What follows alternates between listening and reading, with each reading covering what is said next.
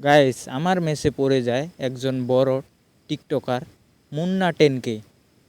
তো মুন্না 10K ভাই কি বলে শুনো। নক করে দিয়েছি, মানে আশা করি বুঝছেন যে ম্যাচে পড়ে গেছে ফেক মুন্না 10K। ফ্ল্যাটটা পরে টুইন্স ভাইকে নক করে দেয়।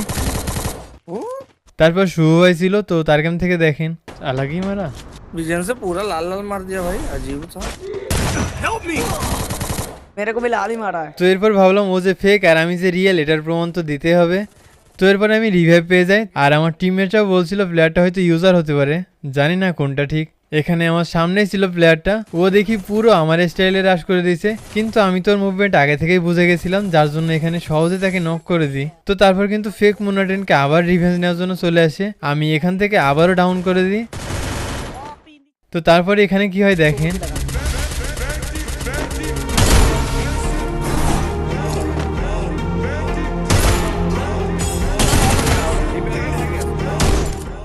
এখানে লাস্ট প্লেয়ার বাকি আছে। তো সুবাহের ক্যাম্প থেকে দেখেন আমি এখানে কেমনে প্যাকের ভিতর ঢুকে গেছিলাম, তারপর আর কিছুই বলবো না, শুধু দেখেন।